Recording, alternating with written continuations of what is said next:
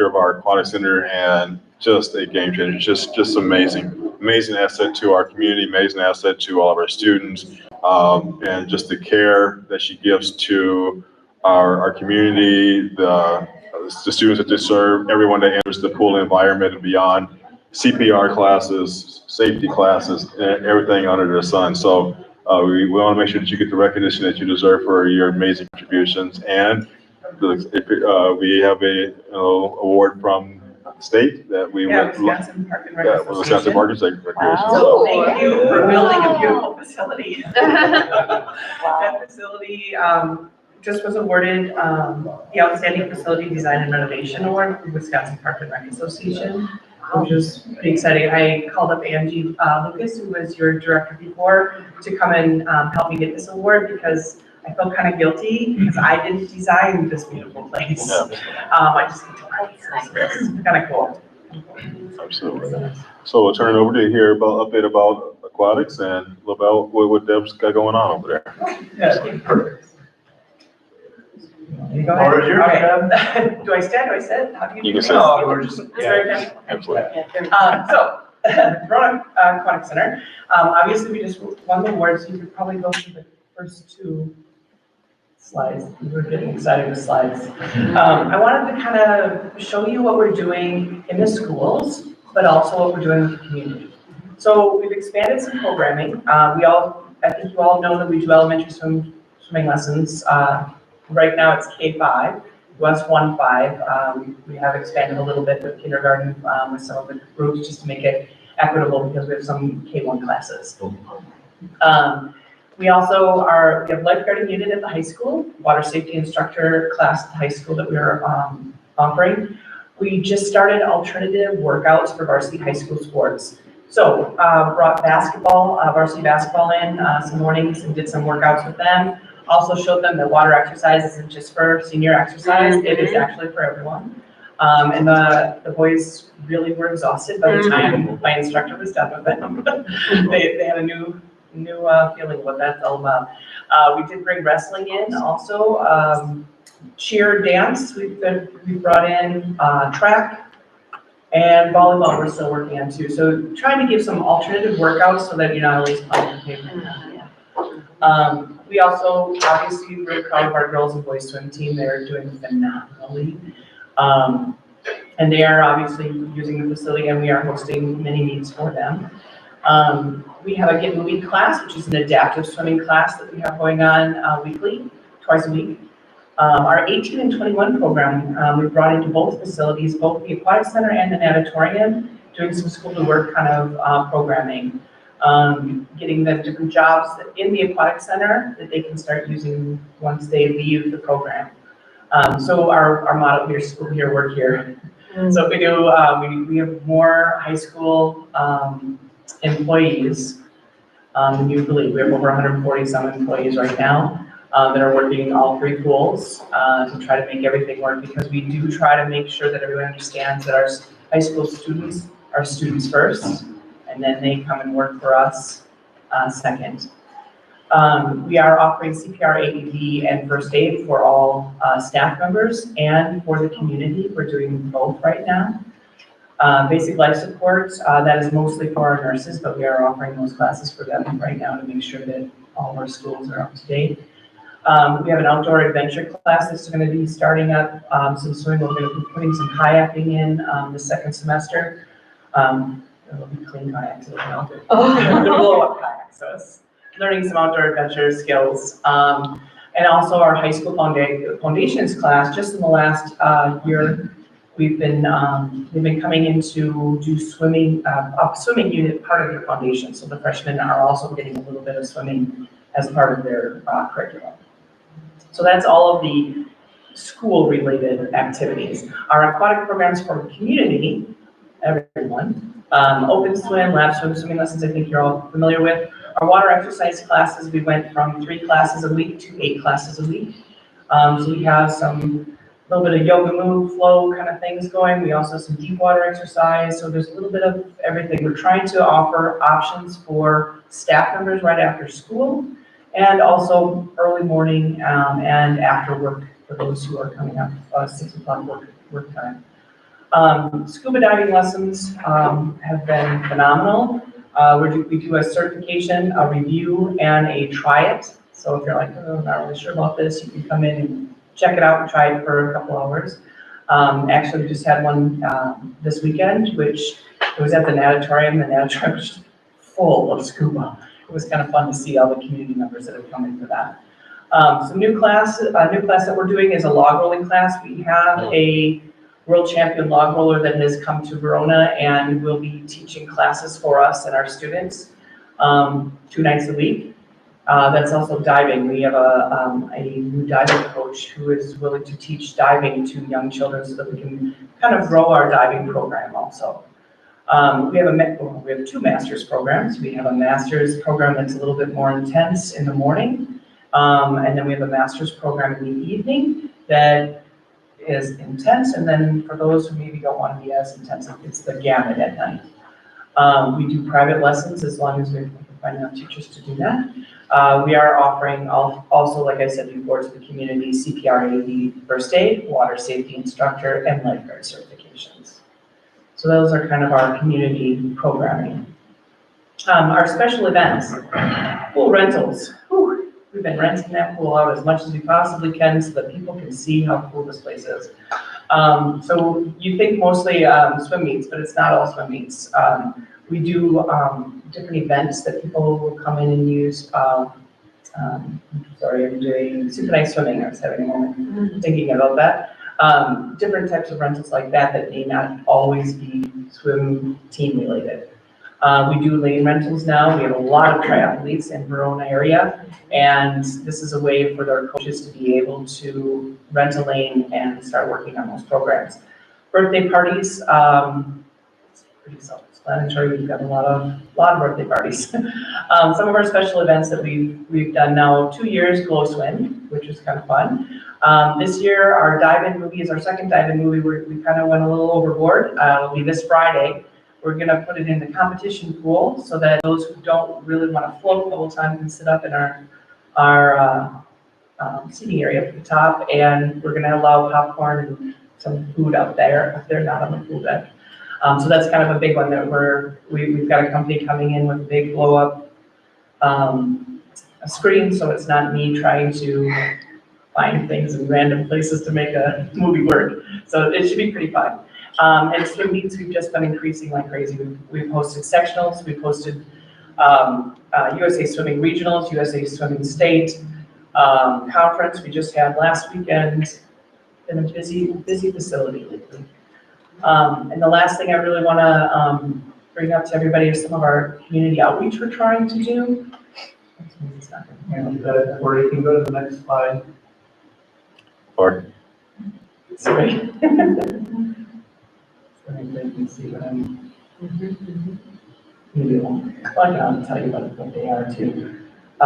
So some of our community outreach we're trying to do. We have a goggle program initiative that really helped us out. The Verona Area School District Foundation helped us with an $800 grant. What that did was I took all 800 plus maybe a little bit more and bought goggles for our FIED students so that every child that's coming in to learn does not need to worry about, oh, do I have goggles, do I not? We also expanded that. The boys swim team did an initiative this year and raised money, or bought goggles, I should say, for this initiative. So now we have goggles for our community swim lessons, our community open and lap swim, so that it doesn't matter where you're coming from. When you're here, you have the things that you need to swim and to succeed. We have our swimsuit initiative also, which was really exciting. The first year I came here and I sent out an all staff email saying that we are running out of suits, PPE suits for anybody who needs to use them. They maybe forgot or don't have a suit. The amount of people that brought in suits for us was amazing. All over the district. It wasn't just the high school or it was all around the entire district. It was very cool. We also have the Care Locker now. That is something new this year. The Care Locker is for anyone. It's shampoos, conditioners, soaps, for maybe people who can't afford them. Maybe they forgot them. It's in every facility that we have now. So in the aquatic center, the competition side, community side, and also the natatorium. And our $5 family swim nights, those are on Sundays at 2:30. Anyone in their whole family, doesn't matter if your family's 12 people in your family, you all come in at $5 for the entire family. Try to help families be able to use the facility at an affordable rate. And the last thing I have on there is our FAST, which was our family adaptive swim time. We have an hour a week that we keep for families that may need the lights turned down or the music shut off, or maybe we turn the music on. It depends. It's more for families to be able to feel comfortable with whatever they need and for their family to be there and enjoy the pool. And that actually has worked out really well too. So yeah, I really thank you for this facility. It's amazing. And there's just so much that I still have to do, but it's exciting doing it. So thank you. Oh, thank you. Thank you. Thank you for coming and sharing. I on occasion like to boast about hires that I make. We had one on. Half of what she mentioned here was not in place when I got here. Angie was doing an amazing job of coming out of a pandemic and only had really one pool to manage. Deb inherited essentially the equivalent of a bus driver shortage in the world of lifeguards, if you guys recall that. We couldn't even find staff to run our basic programming. And much of what you heard tonight it's all Deb and her staff. And it's all about access for our community in a million different ways. So it's awesome, and thank you, Deb. Really good. Thank you so much for coming in. Yeah, a couple questions for you. Yeah. I just wanted to kind of reiterate a thank you. I know over holiday break, when my 3 and 6-year-olds were bringing joy in the form of energy at home, it was so fun to bring them to the pool. We ran into Juan Carlos with his kids and like half of my neighborhood, it felt like. But we were just there yesterday. And it's really nice when it's cold. We used to be like, okay, can you take the kids to Epic and just have them run through the halls? And it's very nice to have another spot in our community that I can actually help teach them how to swim. Very good life skill. But also I saw a bunch of women that I play ultimate frisbee with. Like it was just all walks of life and all community members. And to your point, enjoying a low impact sport. I think when we talk about student athletes and repetitive motions of one sport and the mastery of that sport, I just really appreciate providing a space for them to keep that conditioning, but to like be nice to their bodies. So thank you for all that you're doing, because I think people I know I didn't really appreciate it until we started coming to the pool and how much of a community resource that is. So thank you. And just the scale of managing 140 employees to keep the place open, that alone is a big task. Well, and keeping it open so much. I mean, recognizing when we're here for swim meets, the staff that are here on the weekends, cleaning up after swim meets. I mean, just please extend our gratitude to the folks that are putting in those really hard and long hours on times of the day that are also challenging in times of the week. I mean, it's just so seen and appreciated.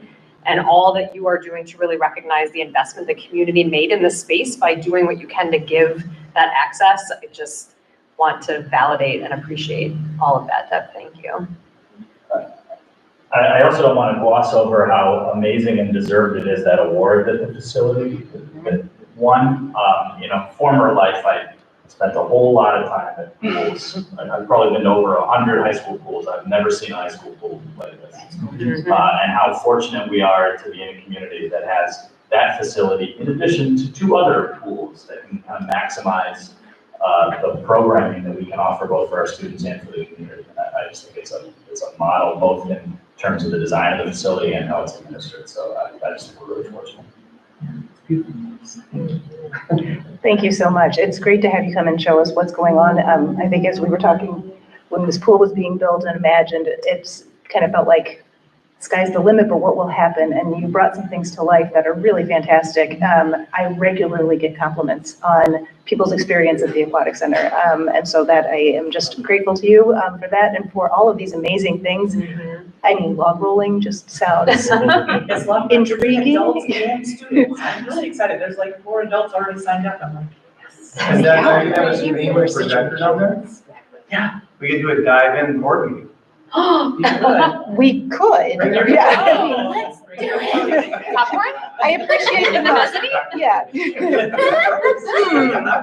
Let's all put a pin in that one, but I really appreciate you coming and sharing with us tonight, because there's a lot of stuff going on there that, I had no idea about. Just, again, I hear such great things, but hearing some of the specifics, thank you. Thank you. Thank you. That's amazing. Marcy, can you also get a picture for the award with Deb, please? You like a, let's join Deb in a picture. Picture with the full board? Yes, Yeah, with sure. the picture. We're gonna come join you. All of us? Oh, yeah. Yes. Yeah, let's Sorry. go. We're somewhat That was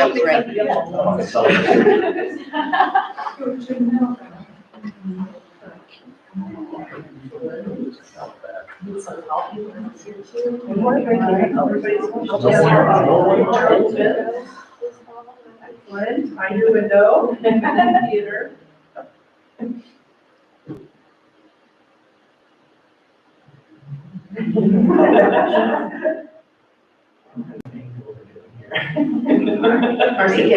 I know, I'm like,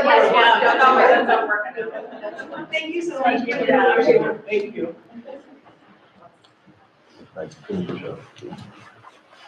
Including on the cuts. I mean, I feel like this is like you're just not in sync with the board. You're just not getting that vibe intuitively. Let's cover our assets. That was really. Okay, Chad, take it away. So I'll open this up with, no problem. You can take it away too. Somebody take it. Not a problem. Next, we're going to transition to OE7, which is our asset protection. And, just I think a wonderful segue from the presentation we just received from Deb. When you think about the investments from our community and on the financial and the resources and on our facilities overall, and the resources and materials that were within those facilities, it is incumbent upon us, and it's a clear expectation from our Board of Education to the superintendent that assets are adequately protected, maintained, and used in an appropriate way. I think everything you heard today from Deb was really clearly evidence of how to take a highly valuable and highly invested resource, but use it in a meaningful way so everyone, as much as possible, that invested in from our community can take part of that and have that access. But we also know it takes maintenance, it takes proper use, and just having those discussions on making sure that the value it stays at a high level of value. So with that, we're going to provide evidence of OE7 in the multiple indicators. As you read in the executive summary, our one area that did not meet the ramifications for compliance was corrected this year, as well as some adjustments from the board on a couple of indicators that were identified in the executive summary as well. So we'll have Chad give you the evidence for each indicator and then turn it back over to the board for discussion. Chad? That's an excellent segue, Dr. Clarity. And I do believe this is one of those board policies that is super necessary, yet is dry and not that flashy, and likely won't have a ton of follow-up. But it is the board's, certainly the board's responsibility to make sure that all the stuff we own and all the people we have are adequately protected. And this policy helps make sure that all that's in place and improve it to all of you and improve it to our community. So I'll do what I can to go through this in relatively quick order. So asset protection in general is that the superintendent and the district has assets that are adequately protected and properly maintained, used appropriately, and that we're not placing them at undue risk. 7.1 is related to our property and casualty insurance, and we provided evidence that those things exist.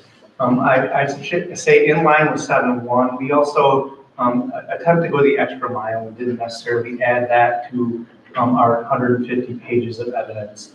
We just had our property insurance provider in this week touring both high school and Badger, and they do site visits on occasion to continue to give us advice around really ways that we can keep our rates down in terms of what they're seeing. The insurance adjuster that came through was very impressed with both facilities. On the backside of that, we actually have quarterly safety walkthroughs that we've got checklists of things in place that both Michael Account and John Brummer walk through our buildings, partner with the custodians and our building principals to continue to kind of give a common voice around our expectations in terms of what our facility can look like in ways that we can avoid risk. 7.2 is that we have errors and omissions and comprehensive general liability insurance, and both of those things are in place, and we've provided those pieces of evidence in terms of our policies.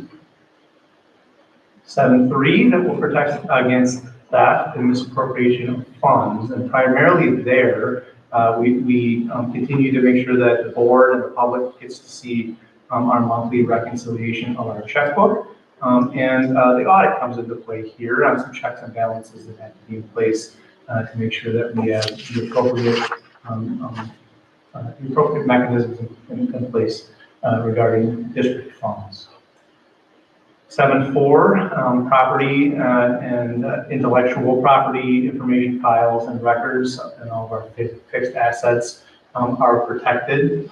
This is the one Dr. Clarity mentioned before, where we did make a slight adjustment to indicator 7.4.3, where we are tracking all district purchases of physical assets of over $5,000, and we provided that list to the board, and we're keeping an accurate inventory of all fixed assets that have a likelihood of theft or ongoing maintenance expenses, and we included examples of those for the board. This was, I think, an example of us tweaking an indicator after we had a chance to roll up our sleeves, learn the policy, both as an administrative team and as a board, and we feel like we're in a very good place here. 7.5, the superintendent will not allow facilities and equipment to be subject to improper use. There we put in some of our building automation systems that we've got in place, along with maintenance programs that go along with many of our assets. And you can see the associated evidence with 7.5. 7.6, the superintendent may not recklessly expose the district or the board or staff to legal liability. And we don't believe Dr. Clarity has done that this year, and we have the associated evidence. Superintendent may not invest funds or investments that are not secure. Our audit goes through that on an annual basis when we attach that as part of the evidence. 7.8, the superintendent can't purchase or sell real estate. The year before, we could just say we didn't buy any real estate. This year we did, and actually linked in the board agenda where the board had an update, several updates in closed session, an update in open session, and eventually voted on the purchase of the Lacey property. 7.9, the superintendent may not take any actions that damage the district's public image or credibility. And the only indicator there, the board has not identified actions, events, or decisions in which the superintendent is responsible for damaging the district's public image or credibility. And that is it. It's a quick run through of OE7 and asset protection. I'm certainly available to answer questions if you have any about any of the evidence we provided or anything else. Thank you, Chad. So with that, we'll turn it over to board leadership for discussion. Are there any questions from the board? I have one. I'm trying to find where it is. 7.3, indicator 1. And the evidence is the annual audit showed validation of proper transactions. Is that accurate that that's what the audit does? Does it validate transactions, or are we saying they validate our checks and balances that we have in place to make sure transactions are appropriate? It does both. It does both. Yeah, so it will not validate every transaction, but they will pull a section of all of our books to make sure that exactly what we have in place is indeed happening. In theory then, when we essentially publish the check registry and the audit goes through and takes the purchase requisition all the way to the check, and make sure that all those checks and balances are in place through it. So it does a sampling in the form of an annual audit. Okay. Any other questions for Chad? I had one just about, just clarifying what we mean by an indicator on 7.6. Indicator 1, evidence. We're saying Verona Area School District confirms no instances or reports of liability complaints.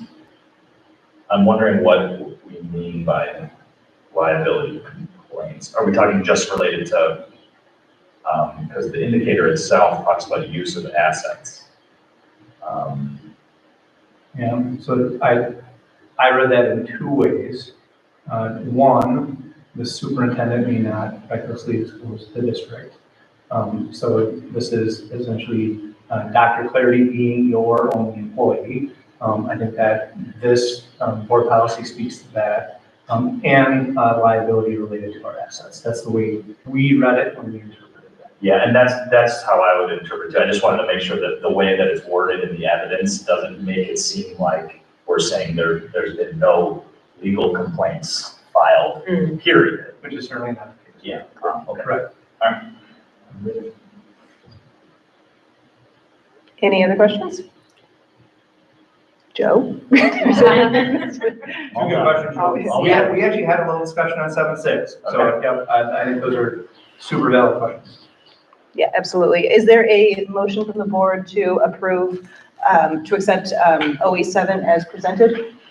There's a motion from Nicole. Is there a second? Second. Second from John. Is there any additional discussion from the board on OE7? Hearing none, all in favor signify with aye.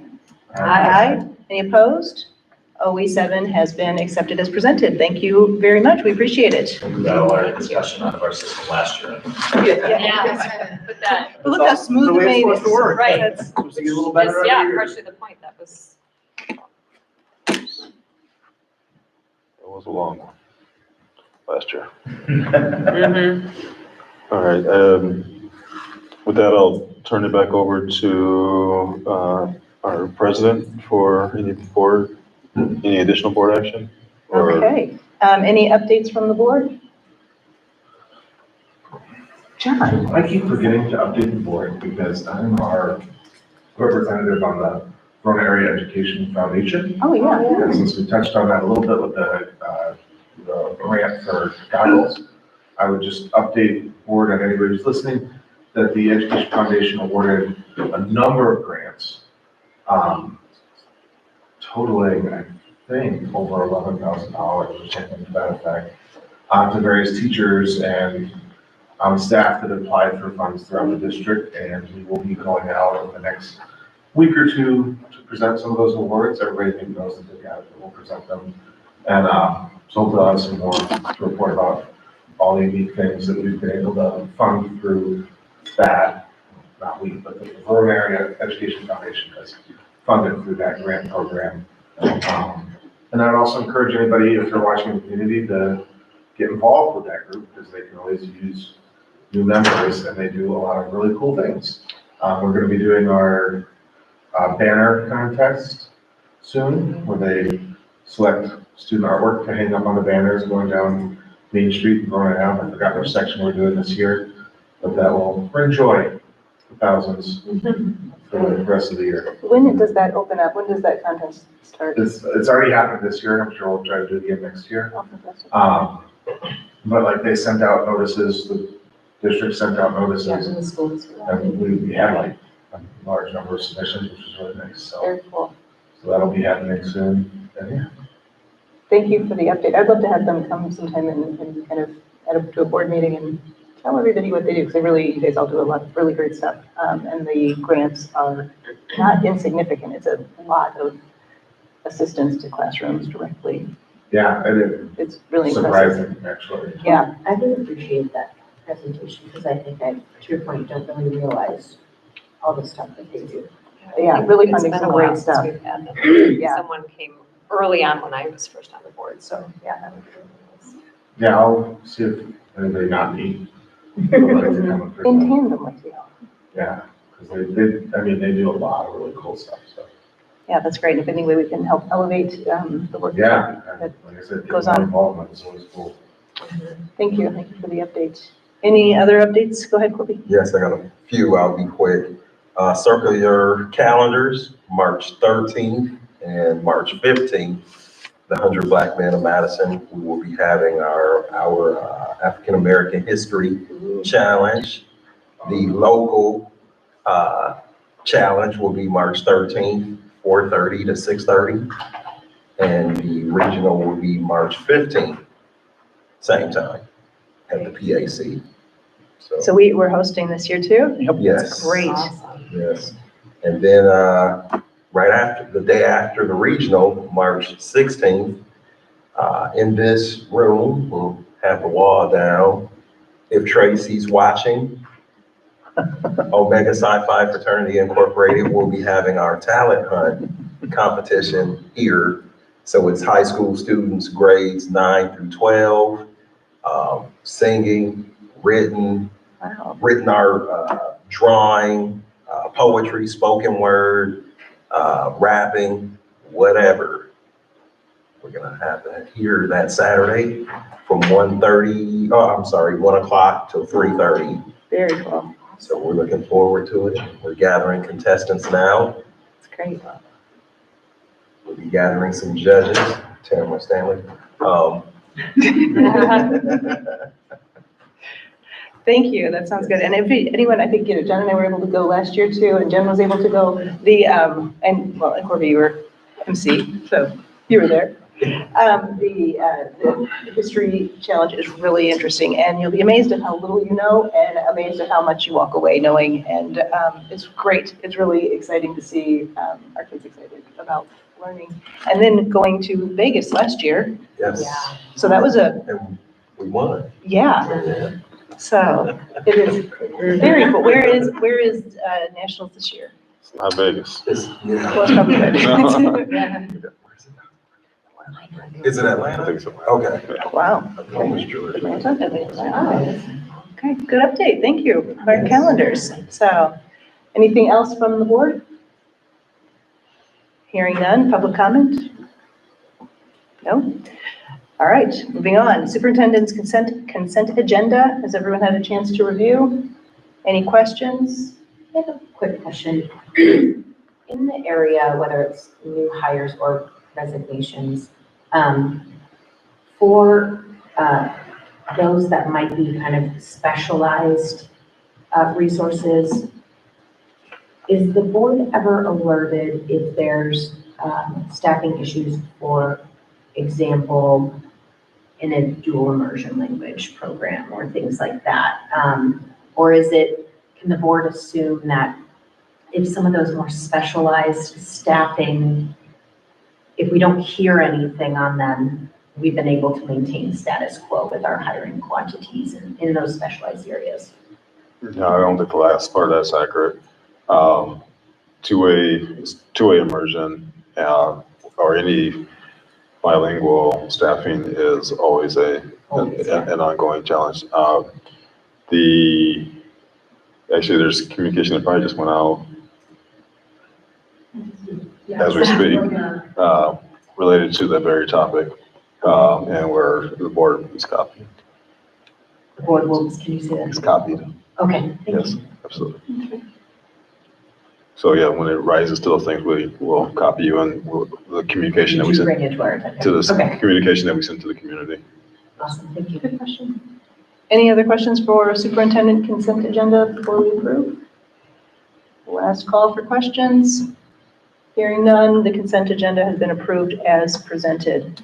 Moving on to board consent agenda. Has everyone had a chance to take a look at the minutes?